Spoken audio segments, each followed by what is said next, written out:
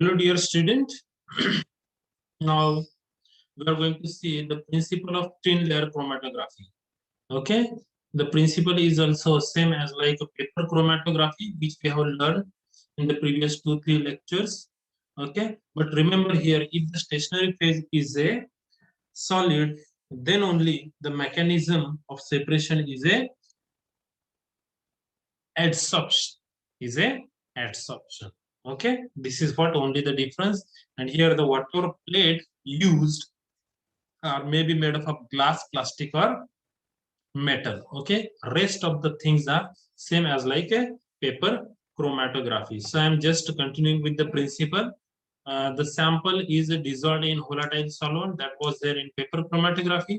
And with the help of capillary, that sample solution which we are going to apply on the baseline, which is drawn at the bottom or near the bottom of solid adsorbent, okay, coated on the solid support. Okay, जे की मी तुम्हाला अगोदर दाखवलं होतं. Plate अशा पद्धतीने draw केली होती. त्या प्लेटच्या इथे एक लाईन त्या ठिकाणी ड्रॉ केली होती. या लाईन वरती त्या ठिकाणी आपण काय करणार आहे, जो की सॅम्पल डिझॉल्व्ह केला आहे, डिझॉल्व्ह केलाय तो काय करणार आहे, कॅपिलरनी इथे आपण स्पॉटिंग करणार आहोत त्याचं. The plate is dipped into the solvent working as a mobile phase. आणि ही जी प्लेट होती मी त्या ठिकाणी दाखवलं होतं तुम्हाला की मी बीकर एक घेतला होता आणि त्या बीकर मध्ये सॉल्व्हेंट घेऊन त्याच्यामध्ये ही प्लेट त्या ठिकाणी ठेवली होती आणि याच्यामध्ये है ना, या स्पॉटच्या खाली स्पॉट त्याच्यामध्ये डीप होता कामा नये. Remember, this is very very important. हा, नेहमी लक्षात ठेवा. हा काय आपला मोबाईल फेस त्या ठिकाणी आपण टाकलेला होता. Okay, as a solvent moves up, the component will move along the mobile phase, right? If the solid surface is used, the separation will occur on the basis of differences between adsorption and the partition of the component. Okay, so if the component is more soluble in the mobile phase, it will move with the faster rate. On the other hand, if it is strongly adsorbed on the solid or stationary phase, then it will move slowly. Okay, if solid surface contain coating of thin film of liquid, usually the water the separation will be based on the differences in the solubility of the solute in the two components, ज्याला आपण की partition म्हणतोय. Okay, as the solvent front is moving continuously, the equilibrium will be dynamic and the component will move different distances. Okay, separation will be depend upon the extent to which mobile phase is able to carry solute over the stationary phase. ह्या mobile phase बरोबर तो है ना, समजा इथपर्यंत तुमचा mobile phase आला, मग काय होणार आहे, हा स्पॉट हळूहळू हळू त्या मोबाईल फेज बरोबर काय होणार, जसा मोबाईल फेज वरती मूव्ह होईल तसा तुमचा जो स्पॉट आहे तो वरती मूव्ह होणार आहे. ओके, आणि मॅक्सिमम कुठपर्यंत मूव्ह होऊ शकतो, मॅक्सिमम इथपर्यंत, याच्यावरती तो जाऊ शकत नाही, कारण त्या स्पॉटला वरती घेऊन जाणारा सॉल्व्हंट आहे. म्हणजे असं समजा भिजत भिजत ओलं होत होत होत होत होत इथपर्यंत येते मॅक्सिमम, म्हणून हा स्पॉट इथपर्यंतच येईल, ह्याच्यावरती जाणार नाहीये, किंवा इथं कुठेतरी येईल, किंवा आणि कुठेतरी इथे अटकेल, है ना, पण मॅक्सिमम इथपर्यंतच येईल. Getting my point? Okay, so the solvent will allow to move over the almost 80 to 90% of length of stationary phase. Okay, जिथपर्यंत तुमचा स्टेशनरी फेज आहे अबाउट आहे ना, सॉल्व्हंट जवळजवळ इथपर्यंत मूव्ह करायचं, मात्र पूर्ण प्लेटच्या टोकापर्यंत वरतीपर्यंत तो सॉल्व्हंट मूव्ह करायचा नाहीये, जो की मोबाईल फेज मूव्ह करायचा नाहीये. Okay, and after that we are going to find out the retardation factor. Retardation factor is the ratio of distance traveled by solute upon distance traveled by solvent. Okay, जे की आपण अगोदरच्या lecture मध्ये बघितलं होतं. So this is what the distance covered by the solute and distance covered by the solvent. So this is what the distance covered by the solvent from this spot. इथे जर spotting केलेलं असेल तर हा 0 आहे बघा दाखवलेला. ओके, इथे साधारणपणे आपण असं म्हणूयात की 5 सेंटीमीटर डिस्टन्स कव्हर केलंय. हे दोन स्पॉट यांनी 4 सेंटीमीटर केलंय, ह्या दोन स्पॉट आहे समोरच्या यांचे 3 सेंटीमीटर आहे, है ना. मग तुम्ही काय कराल, मॅक्सिमम 4/5 कराल, है ना, किंवा 2/5. 4/5 वरचे दोन स्पॉट आहे त्यांच्यासाठी व्हॅल्यू येईल 4/5 म्हणजे किती येईल, 0.8, है ना, किंवा याच्यासाठी किती येईल, 0.4 येईल. है ना, RF value, distance traveled by solute upon distance traveled by solvent. Here is again same, distance traveled by solute upon distance traveled by solvent, है ना. Likewise, you can calculate the RF value. See, these are the what RF value they are showing. If you see, the distance traveled by the solvent is always constant. Okay, only the solute distance traveled by solute. कुठला solute घेताय तुम्ही, कुठला spot घेताय, है ना. हा spot घेतला तर 1.8 आहे, हा spot घेतला तर 4.1 आहे, बरोबर ना. आणि खालचा spot आहे तो 0.7 या ठिकाणी त्यांनी दाखवलेला आहे.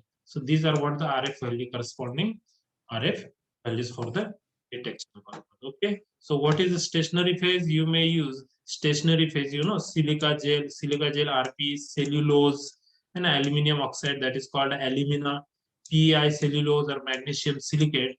All these are the stationary phases which you can use on the plate, which you can use the on the plate. Plate म्हणजे काय, मी थोडक्यात तुम्हाला सांगतो कशी बनवायची प्लेट.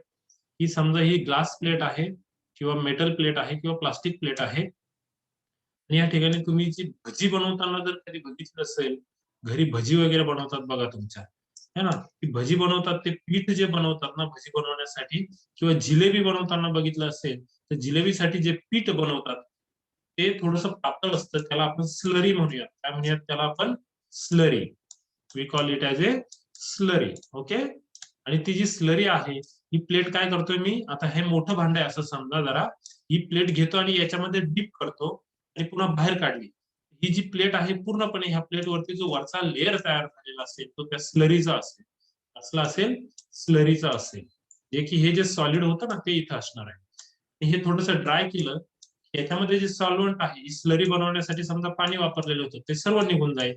मात्र हा जो आहे, हे जे सॉलिड याच्यावरती राहील ते ह्याच्यापैकी कुठलं तरी एक असेल. कशापैकी, ह्याच्यापैकी कुठलं तरी एक. मग आपल्याला जर हे सेपरेट करायचे असतील, स्टेरॉइड, अमायनो ऍसिड, अल्कोहोल्स, है ना, लिपिड्स किंवा आणि विटॅमिन्स, अल्कलॉइड सेपरेट करायचे असतील तर आपण हा स्टेशनरी फेज म्हणून वापरणार आहे, जो की स्लरी मध्ये बनवलेला आहे, प्लेट वरती अप्लाय करायला, है ना. जर हे सबस्टन्सेस सेपरेट करायचे असतील, fatty acid, vitamins, steroids and you know carotenoids, hormones, then we can use this as a stationary phase. पण त्याची स्लरी करून घ्यावी लागते अशा पद्धतीने. मी तुम्हाला सांगितलं भाज्याच्या पिठाचं उदाहरण दिलंय, याच्या पलीकडे माझ्याकडे आता दुसरं काही उदाहरण द्यायला नाहीये. हा, आणि ह्या प्लेटवरती तुम्ही पसरवू शकता टाकून, किंवा ही प्लेट त्याच्यामध्ये डिप करा, है ना. फक्त एक साईडला ते राहू द्यायचे, दुसरी साईड ती काय करायचे, क्लीन करायची आहे. म्हणजे फक्त अप्पर साईड जी आहे त्याच्यावरती तो लेअर असणार आहे. Okay, this is how we can develop the plate. Okay, now again these are the substances. याच्यासाठी आपण काय वापरतो, सेल्युलोज किंवा कायझल गर वापरतो, है ना. ह्या सबस्टन्सेस जे आहे, हा जो ग्रुप आहे, अल्कोहोल, स्टेरॉइड्स, लिपिड्स, है ना, किंवा बाईल ऍसिड आहे, विटामिन्स, अल्कलॉइड्स आहे, यांच्या सेपरेशनसाठी अल्युमिनियम ऑक्साईड वापरतो. आणि कोरोना व्हायरसचा आरएनए सेपरेट करण्यासाठी सुद्धा आपण, मला वाटतं सिलिका जेल वापरतात ते. कोरोना व्हायरसचा आरएनए सेपरेट करण्यासाठी ही सिलिका जेल वापरतात as a stationary phase. Okay, इथे पीएफ सेल्युलोज आहे. ओके, ह्या न्यूक्लिक ऍसिड, आरएनए, डीएनए वगैरे जे आहेत त्यांच्या सेपरेशनसाठी हे वापरतात. then magnesium silicate is there, that is used for the, where is my marker, okay, here it is. Yeah, steroid, pesticide, lipid, alkaloids यांच्यासाठी हा स्टेशनरी फेज वापरतो. Okay, in this way the technique वर stationary phase जो आहे तो coating केलेला आहे. कशावरती coating केला, ह्या प्लेटवरती कोटिंग केलेला आहे. ओके, नाव बघा, प्रिपरेशन ऑफ प्लेट कसं बनवतात. याच्यावरती ही स्लरी टाकली आणि ती स्लरी पसरवता येते इथे. त्याच्या स्लरी सांगितली ना मी तुम्हाला, ते सस्पेन्शन जे आहे ना ते याच्यावरती पसरवत आहे आणि ते ड्राय करतात 120 डिग्री सेल्सिअसला. कारण पाणी जर असेल तर 100 डिग्रीला ते इव्हॅपोरेट होईल आणि हे सर्वच्या सर्व ड्राय होऊन जाते इथे, फुल्ली ड्राय फॉर्म मध्ये असतं. ओके, अशा पद्धतीने प्लेट कॅन बी प्रिपेअर्ड और डेव्हलप. त्याची लेंथ किती असेल, समजा 5x20 किंवा 20x20 सेंटीमीटर, है ना. According to our need, that may be made up of glass, plastic, metal.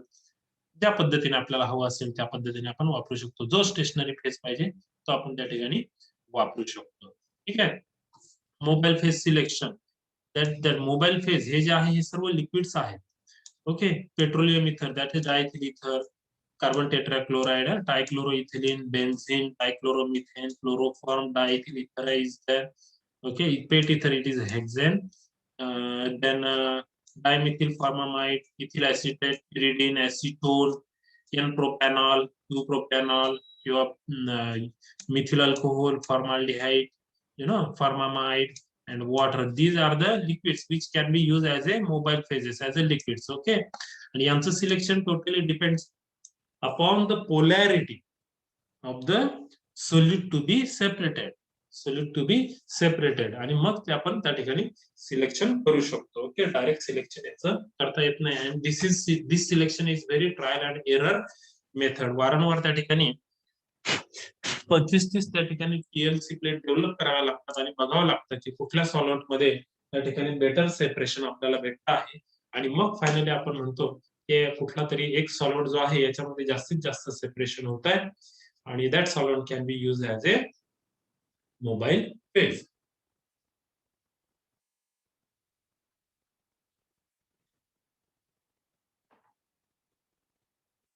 Right now, method of plate development काय नाही. हा पेपर जो आहे याच्यामध्ये एक पेपर घ्यायचा. तो पेपर या ठिकाणी फिल्टर पेपर जरी कट करून ह्या बीकर मध्ये ठेवलाय, जेणेकरून काय होईल, तो सॅच्युरेट होईल ऍटमॉस्फिअर मधलं, है ना, बीकर मध्ये. हा बीकर आहे, काही फारशी कॉम्प्लेक्स नाहीये. बीकरवर झाकण आहे. हा खाली याच्यामध्ये सॉल्व्हंट टाकलेला आहे ह्या लेवल पर्यंत. हा इथे स्पॉटिंग केलेला आहे. ते डीप होत नाही, बुडालेलं नाहीये त्याच्यावरती. हा जो अगोदर खाली सॉल्व्हंट टाकलाय ना त्याच्यावरती आहे तो, बुडत किंवा डीप झालेला नाहीये त्याच्यामध्ये, त्याच्यावरती आहे. आणि मग जसं जसं हा सॉल्व्हंट वरती मूव्ह होईल तसं तसा हा स्पॉट वरती मूव्ह जाऊन आणि इथं दाखवलंय त्यांनी, वरती मूव्ह झालाय असं दाखवलेलं आहे. ठीक आहे. आणि ह्या पद्धतीने बघा इथे पण तेच दाखवलेलं आहे त्यांनी. नाहीतर यू कॅन यूज या पद्धतीने सुद्धा त्या ठिकाणी भांड तुम्ही वापरू शकता, ज्याच्यामध्ये तुम्ही प्लेट ठेवू शकता. सॉल्व्हंट टँक म्हटलेलं आहे याला. ठीक आहे ना. आणि हे सॉल्व्हंट बघा या ठिकाणी सॉल्व्हंट टाकलेलं आहे. हे स्पॉटिंग बघा किती वरती आहे, त्याच्यामध्ये डीप नाहीये. आणि मग मूव्ह झाल्यानंतर या पद्धतीने तुम्हाला त्या ठिकाणी प्लेटवरती स्पॉट दिसत आहेत, बरोबर ना. हे बघा 1 2 3 हे स्पॉटिंग आहे. हे पण स्पॉट या ठिकाणी तुम्हाला दिसत आहेत. हे आफ्टर टीएलसी प्लेट डेव्हलपमेंट आहे. हे अगोदर स्पॉटिंग ह्या लाईनला होतं आणि हे नंतर या ठिकाणी आपल्याला स्पॉट दिसत आहे. and over here we can find out the RF values. Okay, with the help of RF value we can do the qualitative analysis. This type of development is called as ascending development. This is called ascending development. वरच्या direction ने move होतं म्हणून ascending development आहे. 2 dimensional है ना. पहिल्यांदा या direction ने डेव्हलप केला, पुन्हा तीच प्लेट काय केली, आडवी केली आणि त्याच भांड्यामध्ये ठेवली. पुन्हा प्लेट काय केली, आता ही पहिल्यांदा डेव्हलप झाल्यानंतर आणि नंतर पुन्हा काय केली, ही आडवी केली आणि त्याच भांड्यामध्ये ठेवली. जसं की हे भांड आहे समजा. आता ही प्लेट आहे ना, ह्या डायरेक्शनने डेव्हलप केली आहे. आता बाहेर काढल्यानंतर मी ड्राय करून घेतो ती प्लेट आणि पुन्हा काय करतो, आडवी करतो आणि पुन्हा ह्याच भांड्यामध्ये ठेवतो. म्हणजे पहिल्यांदा एक डायमेन्शन होतं समजा वाय ऍक्सिस, नंतर पुन्हा काय केला, एक्स ऍक्सिसला ठेवला त्या भांड्यामध्ये, है ना. आणि ती 2 डायमेन्शन झालं. मग पहिल्यांदा उभा आणि नंतर आडवी ठेवली प्लेट आणि त्याच्यामध्ये ते डेव्हलपमेंट केलेली आहे. ओके, आणि तो क्रोमॅटोग्राम डेव्हलप होतो. आणि अशा पद्धतीने त्याच्यामध्ये काय होतात बघा, इथे किती कॉम्पोनंट्स या ठिकाणी सेपरेट झालेले आहे. आपण विचार सुद्धा करू शकत नाही बघा. अगोदर फक्त 2-3च स्पॉट असतील, पण नंतर जेव्हा हॉरिझॉन्टल डेव्हलपमेंट हॉरिझॉन्टली ठेवलंय किंवा दुसऱ्या डायमेन्शनने ठेवलंय, तेव्हा याच्यामध्ये एवढे कॉम्पोनंट्स त्या ठिकाणी काय सर्व सेपरेट झालेले आहेत. Okay, so this is what now the continuous development. Multiple development मध्ये काय, एका डायरेक्शननेच वारंवार डेव्हलप करायचं आहे. एका डायरेक्शननेच पहिल्यांदा डेव्हलप केली, स्पॉट रन झाले, पुन्हा प्लेट बाहेर काढली, ड्राय केली, पुन्हा त्याच्यातच त्याच डायरेक्शनने पुन्हा रन केली, पुन्हा त्याच डायरेक्शनने रन केली. बाहेर काढायची, ड्राय करायची, पुन्हा रन करायचंय, बाहेर काढायची, ड्राय करायची, पुन्हा रन करायची, जेणेकरून ते जे कॉम्पोनंट आहे हळूहळू हळूहळू एकमेकांमधून सेपरेट होते. त्याची डायरेक्शन एकच असणार आहे, एक तर असेंडिंग किंवा डिसेंडिंग.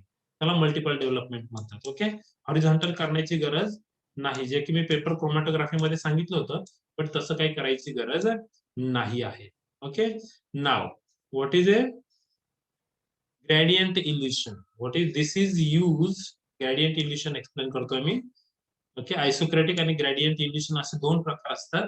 तर त्याच्यामध्ये ग्रेडियंट इल्युशन म्हणजे काय ते ह्या ठिकाणी त्यांनी दिलं, मी एक्सप्लेन करतो या ठिकाणी. This is use if the resolution of the component is not Dzire.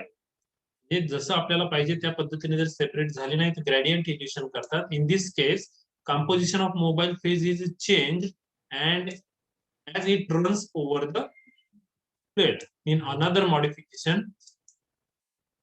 is the composition of layer itself is changed. Adjacent solid layers can be of different composition. तर स्टेशनरी फेज आहे त्याच्यामध्ये वेगवेगळे त्या ठिकाणी तुम्ही लेयर्स देऊ शकता, किंवा जो मोबाईल फेज आहे त्याचं कंपोजिशन चेंज करायचंय. सुरुवातीला इथेनॉल घेतलं, नंतर त्याच्यामध्ये थोडस इथाइल ऍसिटेट टाकलं, मग पुन्हा रन केलं, पुन्हा इथाइल ऍसिटेटचं प्रमाण वाढवलं इथेनॉल मध्ये, मग रन केलं, आणि अशा टेक्निकला काय म्हणतात, ग्रेडियंट इल्युशन. ओके, म्हणजे थोडक्यात मी काय सांगेन समजण्यासाठी, समजा तुम्ही पेट्रोल जे आहे ते मोबाईल फेज घेताय, पण पेट्रोल समजा सुरुवातीला तुम्ही 10 ml घेतलं, सेपरेशन झालं ना, मग काय करतात त्याच्यात 8 ml पेट्रोल आणि 2 ml इथेनॉल टाकतात.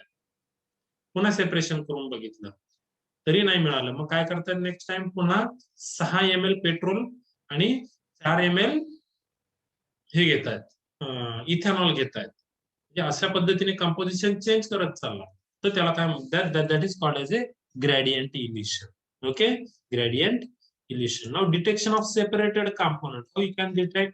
So component, if the component themselves are colored, then there is no need to make any kind of chemical reaction over there. Okay, but if the components are not color or then in that case we are using the indicator so as to give the color to the separated components. Okay, so that components will become visible to the naked eyes. Okay, and that color or indicators may be spread on the TLC plate.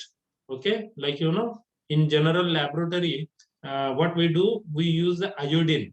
इथे plate develop झाली आणि dry केल्यानंतर use the iodine chamber. एखादा beaker घ्यायचा, त्याच्यामध्ये आयोडीनचे balls टाकायचे, छोटे छोटे बॉल्स असतात साखरेच्या खड्या, साखरेच्या दाण्यासारखे, आणि आयोडीन गॅस त्यात तयार होतो. त्यात प्लेट ठेवली की जे जे कंपोनंट सेपरेट झालेले आता त्यांना त्या ठिकाणी ब्राऊन कलर दिसतो, ब्राऊन किंवा रेडिश किंवा ब्रिक कलर त्या ठिकाणी दिसतो, आणि आपल्याला कळतं की ह्याच्यामध्ये किती कंपोनंट्स आहेत. जे की अगोदर प्लेट वरती हे जे स्पॉट दिसतात ना, ह्या प्लेट वरती राईट एंडला ते स्पॉट त्या ठिकाणी नंतर दिसतात. ओके, अगोदर ते लक्षात येत नाही, कारण त्यांना जर कलर नसेल तर ते दिसत नाही. Otherwise we may use UV chamber. Okay, और युव्ही लाईट तो त्या युव्ही चेंबर मध्ये ठेवला किंवा त्या बॉक्स मध्ये ठेवला की त्या ठिकाणी त्या चमकतात, त्या फ्ल्युरसन्स दिसतो, असा शायनी अपिअरन्स दिसतो त्या प्लेट वरती. जेवढे स्पॉट किंवा जेवढे कंपोनंट्स असतील तेवढे त्या ठिकाणी आपल्याला स्पॉट युव्ही चेंबर मध्ये दिसतात. ओके, जो की आपल्या बायोलॉजीच्या लॅबोरेटरीमध्ये आहे. मग कुठे कुठे युजेस आहे, applications of thin layer chromatography, where we are using the thin layer chromatography. Okay, so it is used in both organic and inorganic analysis. Okay, this is very important technique. So it is used for qualitative analysis. Okay, it can be used for the separation, identification and characterization of sample. Okay, then it can be applied in any field of investigation like pharmaceutical analysis, medicinal analysis, then herbal extract, biological sample and inorganic material as well. Okay, then identification of number of components can be carried out with the thin layer chromatography. So number of spot developed on the thin layer PLC plate indicates the number of components present in particular sample. Okay, so it gives very nice information.